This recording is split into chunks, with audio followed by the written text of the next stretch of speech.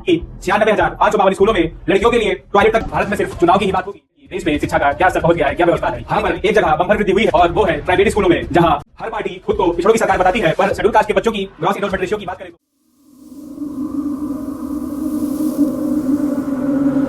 1952 में मुद्रियाल कमीशन, 1964 और 66 में कोठारी कमीशन, 1968 में नेशन पॉलिसी ऑन एजुकेशन, 1992 में प्रोग्राम ऑफ एक्शन, 1995 में मिड डे मील स्कीम, 2001 में सर्व शिक्षा अभियान, 2005 में नेशनल करिकुलम फ्रेमवर्क, 2009 में right of education to free and compulsory education act, 2012 में राष्ट्रीय माध्यमिक शिक्षा अभियान, 2018 में समग्र शिक्षा अभियान, 2020 में नेशनल एजुकेशन पॉलिसी, 2021 में निपुण भारत मिशन और 2023 में नेशनल करिकुलम फ्रेमवर्क आया। और अभी और भी न जाने कितनी पॉलिसी आना बाकी है।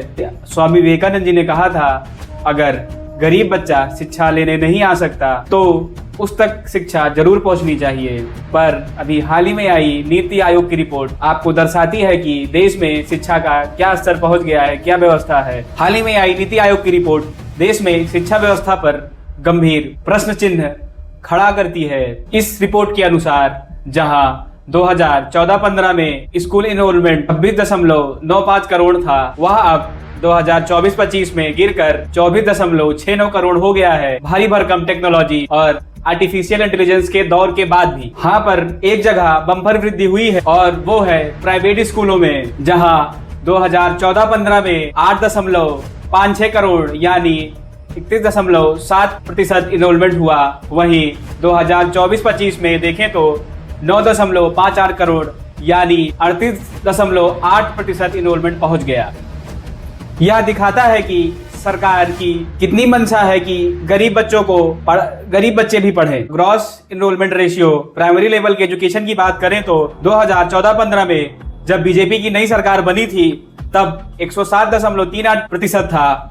वही अब 2024 में पूरे नारी के सम्मान के साथ 92.3% पहुंच गया है। हर पार्टी खुद को पिछड़ों की सरकार बताती है, पर शेड्यूल कास्ट के बच्चों की ग्रॉस इनरोलमेंट रेशियो की बात करें तो 2014-15 में 121.3% से घटकर 2024-25 में 92.7% पहुंच गई है।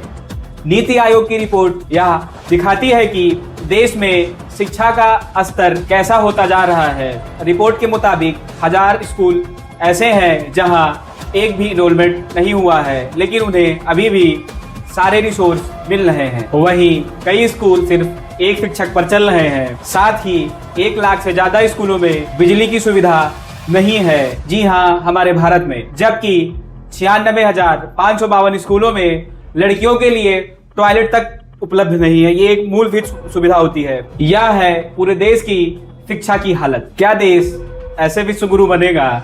क्या बच्चे सिर्फ नेताओं की अनपढ़ बेवकूफ बनाता है तो ठीक है, पर अगर लिखे पढ़े ही उसके सामने बैठ के ताली बजाते हैं तो बहुत बुरा लगता है कि देश कहाँ जा रहा है, किस तरफ जा रहा है, किस मोड़ पर जाके खड़ा होगा।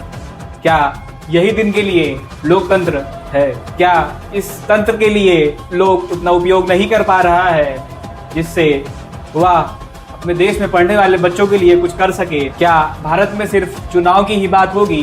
क्या भारत में सिर्फ चुनाव में जाति की ही बात होगी?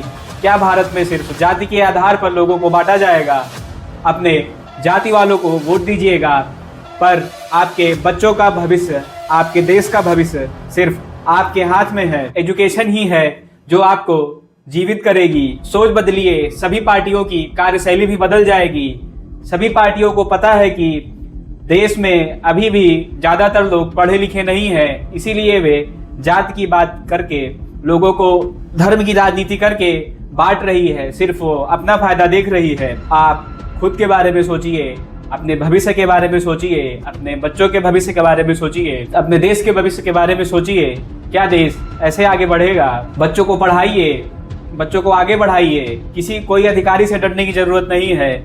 आप पढ़े लिखे नहीं हैं, आपको अपने हक का अंदाजा नहीं है कि संविधान क्या आपको हक देता है। जो भी बड़े लोग हैं वो आपके नौकर हैं, आपके दिए हुए टैक्स से काम करते हैं, आपके दिए हुए टैक्स से उनको सैलरी मिलता है। डरने की जरूरत नहीं है। आप पढ़ेंगे तो अपने अधिकार जानेंगे, अपने अधिकार जानेंगे तो आवाज उठाएंगे, आवाज उठाएंगे तो आपका जिला बदलेगा, आपका प्रदेश बदलेगा, आपका देश बदलेगा। नेताओं की कार्यशैली बदलेगी, उनकी सोच बदलेगी। सोच को बदलिए, देश बदल जाएगा। जय हिंद, जय भारत।